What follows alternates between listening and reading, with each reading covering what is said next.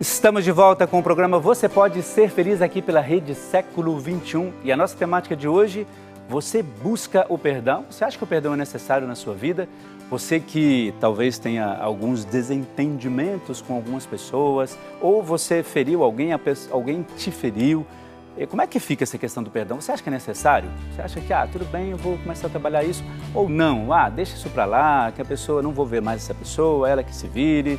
Como é que é isso aí no seu coração e na sua vida? Daqui a pouco a gente vai falar sobre isso e até para entender a questão espiritual, a questão da psicologia, como é que todas essas coisas vão ficar aí trabalhadinhas no seu coração. Então, eu tenho certeza que hoje, quando terminar o programa, você já vai ter assim, uma boa bagagem de pensamentos, de sentimentos e, por que não, de decisões em relação a essa questão do perdão. Você busca o perdão?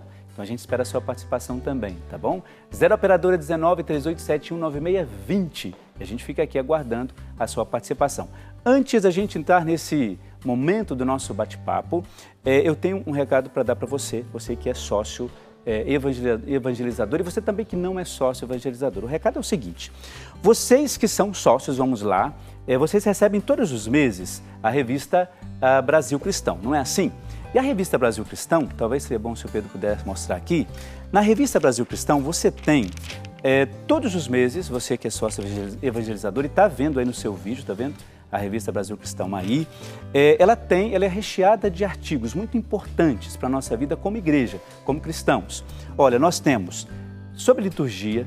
Nesse mês, por exemplo, olha, nós temos aqui o artigo do Dom Murilo falando da apresentação do Senhor, que é a festa que nós vamos celebrar amanhã.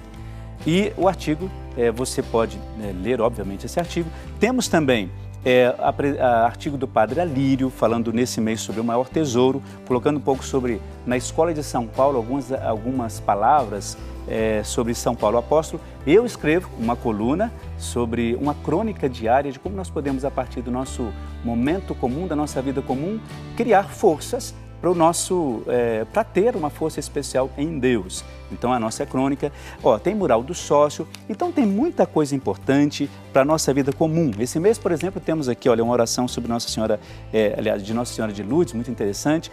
Ou seja, sempre alguma coisa especialíssima para você.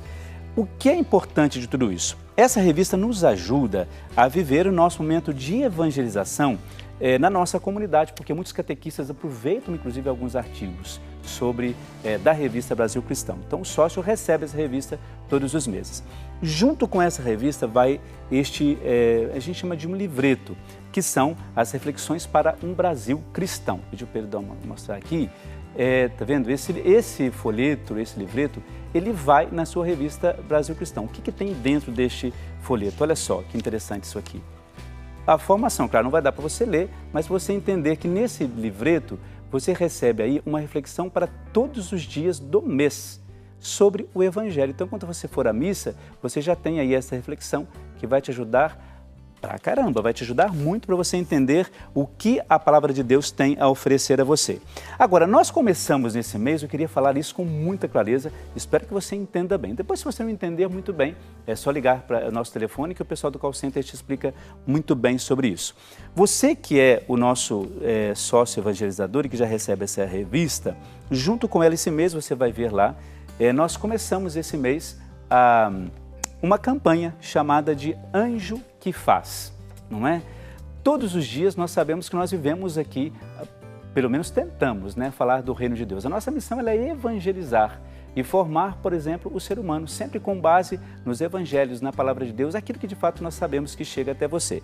Por isso, você recebeu aí justamente olha só, esse folheto aqui. Eu gostaria de mostrar. E depois o Pedro vai mostrando para você, logo embaixo tem aí a mensagem do Padre Eduardo sobre essa campanha Anjo que Faz. E aí tem 3 lugares para você preencher. O que é importante você entender? Você vai nos ajudar convidando novos sócios para esse momento de evangelização. E este sócio, tá vendo? Olha, você vai poder escrever aqui o nome dessas pessoas e aqui do lado, olha, eu vou mostrar aqui o código do sócio. Mas se a pessoa é sócio novo, não tem código, ele não tem código, mas é o seu código. Você que é o nosso sócio evangelizador vai receber justamente este folheto que está dentro da revista E ali você vai colocar o nome de 3 pessoas que você gostaria que essas pessoas fossem os nossos irmãos associados aqui, tá bom?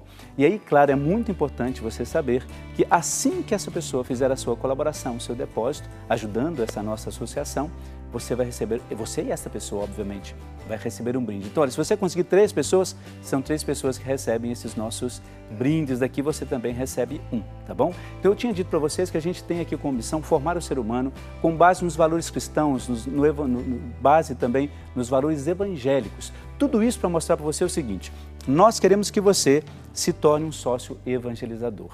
Tornando-se um sócio evangelizador, a gente tem a certeza de que a gente vai poder evangelizar com muito mais tranquilidade, com muito mais carinho, sabendo que por sua causa a gente vai poder levar a palavra de Deus a tantos lugares. Então você nos ajuda e nós ajudamos você com a nossa oração e com esses materiais aqui tão importantes para todos nós.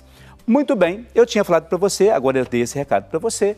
Se você tiver dúvida, ligue para a gente aqui, 0 Operadora 19 3871 9620. O pessoal vai estar ali, craque, para responder as suas dúvidas, tá bom? Bom, eu tinha falado com você sobre a nossa temática, eu tinha falado no bloco anterior da nossa presença, da nossa convidada de hoje, e a gente vai falar sobre o perdão. Se você já quiser, olha, padre, eu tenho essa dúvida, aquela dúvida sobre o perdão, é só ligar para cá no mesmo telefone, 0 Operadora 19 3871 9620, e a gente procura responder para você. Então, já está aqui nos nossos estúdios. Bem-vinda mais uma vez. Estela, você está bem? Estou bem. Como passou do nosso último momento aqui? Tudo bem? Tudo bem. Bastante trabalho. Bastante, ainda bem, né? Ainda bem, graças a Deus, bastante, né? Olha, eu me lembro... Bastante gente buscando aí ajuda. Que bom, graças a Deus, né? Olha, eu me lembro, não é a nossa temática de hoje, mas nós falávamos da outra vez que a gente queria falar sobre a questão da personalidade. E quando a gente tiver uma agenda legal, um momento legal, a gente vai voltar àquela questão da personalidade, porque nós gostamos muito da maneira como você apresentou. Que legal, né? Muito obrigada. Aí você vai mandar pra gente o teste lá e a gente vai com muito carinho. Já mandei pra ele. Já mandou? Já Opa, mandei. então tá bom. O pessoal me manda aí também. Eu pedi para o pessoal da produção me mandar. Então assim, a gente vai falar sobre isso de maneira muito especial. Tá. Mas hoje a temática é sobre o perdão. Como é que você sente essa temática? Como é que você vê isso? Perdão, a forma como as pessoas olham para o perdão, né, como uma coisa assim, com a mágoa dos outros, né, o perdão como algo, né, o perdoar como algo muito difícil, né, essa palavra carrega um peso, nossa, eu vou perdoar, eu não perdoo as pessoas, né, quando alguém me fala assim, eu não perdoei, ou não fica bravo com alguém, a primeira coisa que vem na minha cabeça é o seguinte, nossa, mas quem é você para perdoar ou não perdoar, né? Quem é você para definir se aquilo que o outro fez está certo ou está errado? Então eu vejo o perdão como a consequência de um julgamento que eu fiz, né? Entendi. De alguém. Como algo que faz mal, né? O não perdão para o outro e para você mesmo. É porque a gente acaba vivendo um momento, nesse caso, de tristeza porque você não está livre daquele sentimento de mágoa e de ódio, não é? É uma prisão, né? É uma prisão, de fato, a gente fala muito nisso, né? Que é de fato prisão. Por isso que a gente sempre tem a ideia assim, de quando você consegue perdoar, você está vivendo um momento de muita liberdade, não é? Nós temos na igreja um momento muito especial, que nós chamamos, nosso sacramento de confissão. Alguém chama de sacramento da reconciliação. E a reconciliação, para quem está em casa, por exemplo, é esse momento, no nosso caso, dentro da nossa espiritualidade, é aquele momento em que você sabe que Deus te dá uma força muito grande para que você possa sair daquela prisão que é a mágoa para levar até o outro o perdão. E a psicologia também nos ajuda a entender esse processo, que a gente pode trabalhar isso na nossa vida, não é? A gente pode buscar com força essa dimensão do perdão, porque além de você sentir-se livre, você até mandou um material, a gente tem uma capacidade maior de amar, não é assim? Eu estava falando hoje, antes de vir para cá, eu estava atendendo uma pessoa e assim, não só o perdão com o outro, mas o auto-perdão, né? A sim, pessoa, de fato. Eu fiz muita coisa errada na minha vida. Aí eu falei, vamos voltar um pouquinho na sua história e vamos cuidar, né, desta pessoa do seu passado que acha que fez coisas erradas. Vamos mostrar o aprendizado, né, que você teve fazendo tudo isso e vamos deixar essa mala, esse peso lá com essa pessoa. Né? Não naquele momento. Naquele momento, porque assim, aconteceu aquilo, foi algo que você se arrepende de ter feito? Ok, lá você se arrepende, lá você trabalha essa questão e traz o aprendizado de ter errado com você para se fortalecer. Né?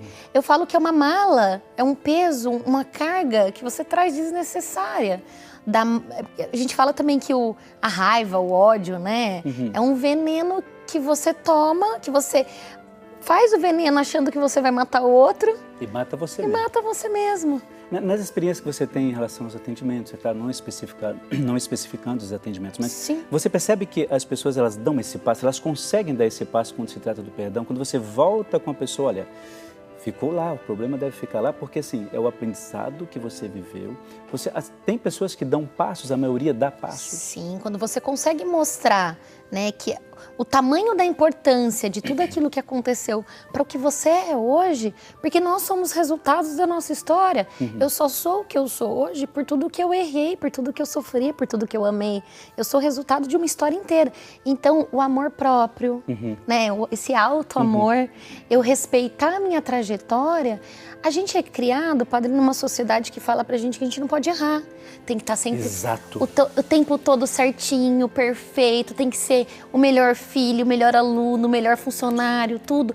E para servir, né, aos outros, pra gente entra num sistema de que você tem que servir ao outro e você não é permitido errar. Então você carrega aquela culpa, né, aquela responsabilidade. Até mesmo antes de errar, já carrega a culpa.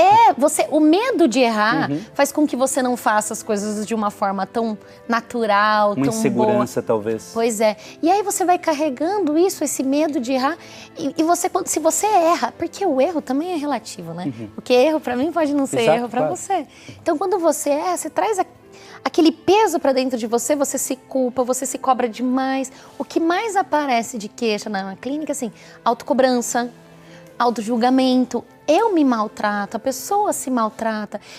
Porque se vem do outro, eu escolho se eu recebo aquilo ou não. Você sabe que, você falando assim, eu me lembrei, eu até tinha comentado, acho que no primeiro ou segundo bloco do programa aqui, sobre essa questão da atitude de Jesus, não é? Quando você falava assim, a gente, quer dizer, fica ali no passado, né? Não estou dizendo que a gente não tenha que olhar aquilo que a gente fez, Sim. mas Jesus dizia para as pessoas, assim, para Maria Madalena, ele disse assim, olha, eu te perdoo, mas vai, não faz mais, né? Em que sentido? Essa mudança que você proporciona te dá uma liberdade tão grande que aquilo que te amarrava não tem mais sentido para você, então não precisa fazer de novo. Eu vou dar um exemplo no mundo corporativo, né? As maiores empresas que existem, elas faliram muitas vezes. Sim, entendi. E aí, quando ela faliu, ela aprendeu o que ela fez de errado. Ela teve que se reinventar diante da sociedade. E aí aprendeu outras coisas, aí faliu de novo, errou de novo aqui. Então vou fazer de novo, de outra forma, e vou aprendendo. Quanto mais eu erro, esse paradoxo de quanto mais eu erro, mais eu aprendo, eu começo a entender que errar talvez não seja uma coisa tão ruim assim. O errar te dá o aprendizado. Eu acho que a gente não tem que buscar o erro, né? Obviamente, assim, eu vou querer errar porque eu aprendo. Não é nesse sentido, a gente não pode pensar assim. Sim. Mas o erro, quando ele acontece nas atitudes falhas que nós temos, ele precisa nos ajudar a isso. Agora, uma coisa que eu acho... Até porque a gente nasce um livro em branco, né? A gente não sabe nada. Vai escrevendo aquilo que dá. A gente não sabe nada, a gente vai aprendendo com o tempo, né? Agora, a pessoa, às vezes, ela nega um pouco essa questão do passado, por exemplo, porque, vou te dizer a partir da minha experiência como padre. Tá. Por exemplo, as pessoas vão até a minha paróquia no momento de confissão, a gente tem um momento de plantão que a gente atende, e ali a gente ajuda a pessoa a se reintegrar a partir do perdão de Deus para aquela pessoa. Então, assim, a pessoa quando sai da confissão, ela sai tranquila, feliz, porque assim, olha, eu vou procurar não fazer mais isso, mas ela aprende com aquilo que fez. Porque a confissão, às vezes as pessoas pensam assim, mas eu vou chegar lá e o padre fala, não, o padre te ajuda a fazer um caminho diferente, né? O padre não faz psicologia porque não tem elementos para isso, a não ser quando o padre seja formado. Sim. Por exemplo, a gente tem esse dado. Quando as pessoas procuram você, olha, e você percebe, não, essa pessoa precisa refazer a sua vida, a sua história.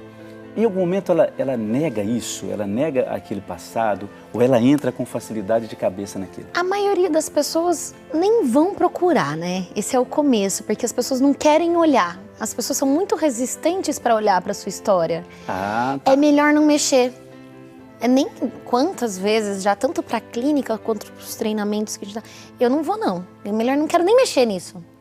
Com medo, insegurança, você acha? A maioria das pessoas nem mexem na própria história, porque não sabe o que vai achar, né? Tem medo do que vai achar, tem medo do que vai ver. Eu ouço direto, falo assim, não, eu não quero nem mexer, eu tenho medo do que eu vou olhar, do que eu vou achar lá. E ao contrário, seria um processo muito bonito para a pessoa. Pois é, porque é libertador, né? Porque é exatamente por essa cobrança que tem, você tem que ser certo, você não pode errar, a pessoa não quer olhar para tudo aquilo que aconteceu, para todas as tristezas. E essa complexidade da nossa história, que de fato é a beleza, né? A diferença que faz com que cada um seja o que é. Né? Cada um é diferente, né? É perfeito nas suas diferenças, né? Nas suas falhas. E as pessoas não querem olhar para isso, por medo, por insegurança. Então, quem dá este primeiro passo para chegar na clínica, ou para chegar num treinamento ou qualquer movimento, ela já está um pouquinho mais aberta, mas aí dentro de um processo terapêutico, às vezes você faz algumas intervenções, você percebe que a pessoa fala, não, isso daí não é verdade. E aí você vai tendo as ferramentas para fazer com que ela olhe, que ela esteja preparada para encarar aquilo. Mas eu acho que é muito bonito, né? Por exemplo, tenho certeza.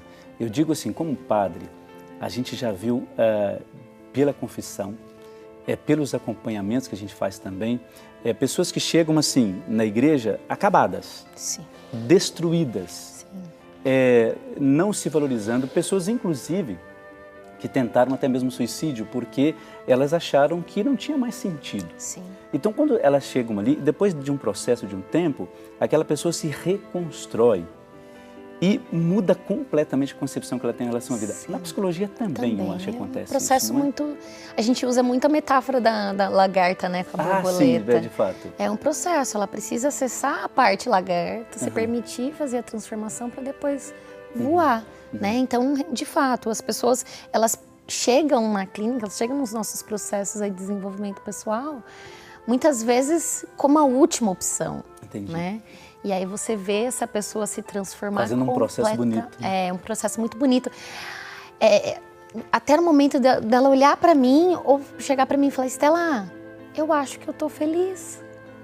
Eu tô vendo a possibilidade de ser feliz. Quando a pessoa fala isso para mim, padre, isso já dentro de mim valeu a pena todo esse esforço. Pode voar, né? entendeu? Eu imagino. Pode voar. Eu falo assim, ninguém chega para mim maravilhosamente bem. As pessoas chegam até mim. Porque quer fazer um trabalho, as pessoas chegam para mim com um problema. Então a gente participa de toda aquela história, né? A gente participa de toda aquela vivência. Do momento em que a pessoa vira para mim e fala assim, tô feliz, tô bem, eu não sei nem te descrever. Mas é bonito.